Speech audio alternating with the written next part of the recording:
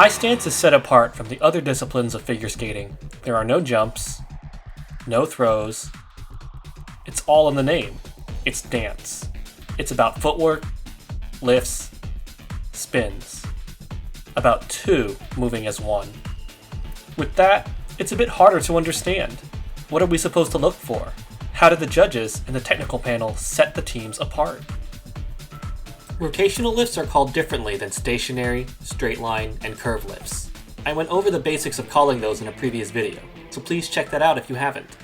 Rotational lifts rotate like most stationary lifts do, but move in a direction as opposed to staying in one place. Teams earn base level once a rotational lift rotates 2 times, with one partner held off the ice. Like other dance lifts, they can be called from base level up to level 4, and they are allowed to last up to 7 seconds. To earn more than base level, a rotational lift needs 2 things: more rotations and features.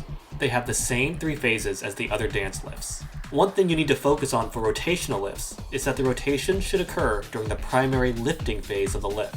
There are 2 types of rotational lifts. They are defined based on how the lifting partner holds the lifting partner. The first type is a 2-hand or arm rotational lift, where the lifting partner can use both hands or arms to hold the lifted partner. There are 2 options for earning levels in this type. The second type of rotational lift is a 1-hand arm rotational lift, and is called with its own set of rules. 2 arm or hand rotational lifts are the most common type of rotational lift. While there are 2 options for earning levels for this type, level 4 can basically be summed as follows. The lifting partner must rotate 6 times, and the lift must have 2 features from the following.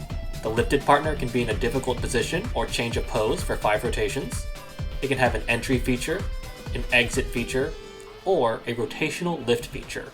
For level purposes, rotational lifts can earn the same entry and exit features as stationary, straight line, and curve lifts.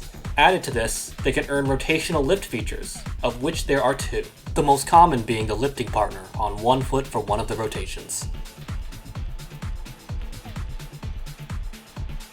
When there are 6 rotations by the lifting partner, a rotational lift is fairly straightforward to call. 6 rotations by the lifting partner earns a level 2, add one of the previously mentioned features for level 3, add 2 to earn a level 4. For level 1, 4 rotations by the lifting partner without any features earns level 1.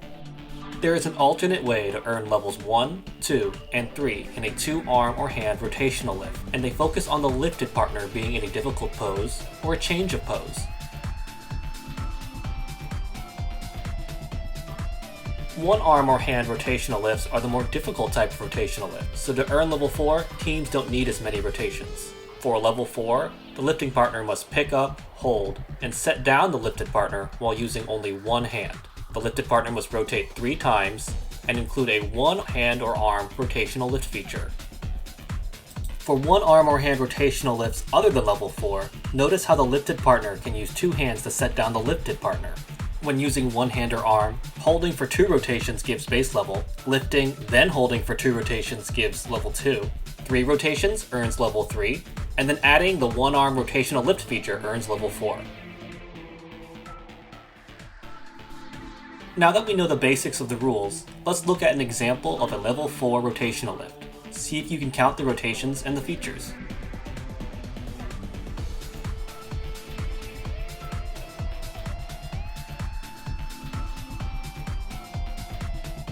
Did you count all that?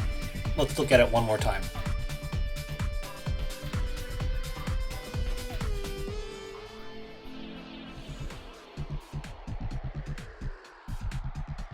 Okay, here's what you should have seen.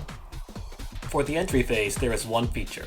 The lifted partner moves through a significant transition before entering the lifting phase. For the lifting phase, pay attention to the lifting partner's forward-facing foot. Starting from there, he moves through 6 rotations, while the lifted partner changes pose. So, we have 6 rotations, an entry feature, and a change of pose, giving us a level 4. That's it, that's a level 4 rotational dance lift. Thanks for watching. We'll end with a 1-arm rotational lift. What level would you call it? Remember, with enough practice, you'll be armchair calling in no time.